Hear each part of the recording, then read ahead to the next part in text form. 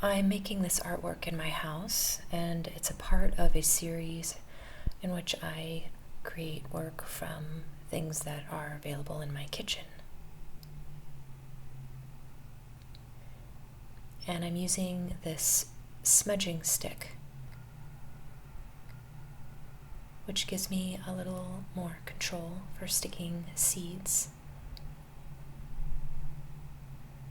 I'm placing my dots of honey equal distance apart from each other to freckle the topography of the stone.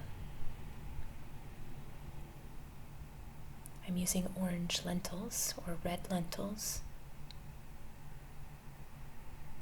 and placing seeds on top of them,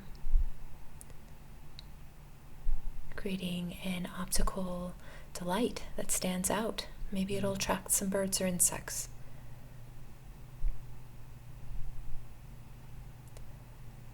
This is its companion, a larger stone, and I've done some masking with tape by rubbing the stone with charcoal first. Some charcoal powder.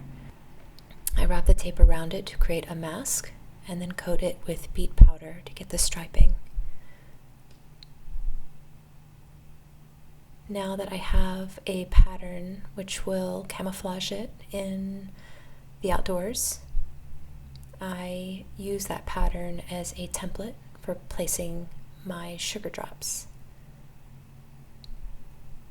Placing some radish seeds left over from gardening last year. They're sort of a pink rosy color, and they remind me of a spicy taste that I get when I bite into a radish. Some are more brown or gray. I've opened the window so I can hear the sounds of the garden and the birds outside. They're still out there bathing in the rain even though it's late fall. Maybe they will be attracted to these, or the rain will just rinse away all of the seeds.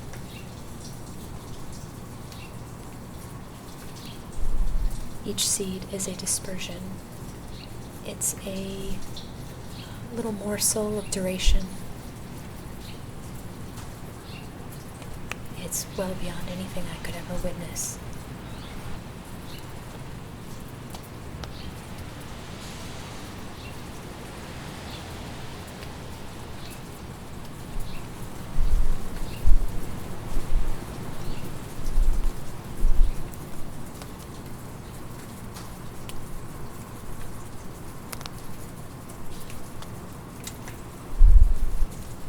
The ruby red color is creating a paint with the honey when it mixes together, and when I wipe it off on the paper, I can see the sort of snaky lines. It's kind of like my palette. I'm not really trying to make a painting, but the traces of my labor are surely beautiful and a part of my joy of making this. Maybe you have some leftover bird seed or seeds from your gardening that you can use to pattern your stone.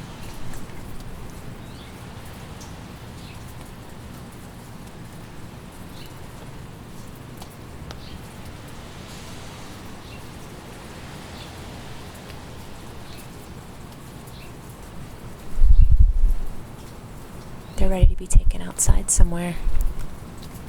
I like to go back and check on them throughout the day and week and watch the patterns get displaced and changed.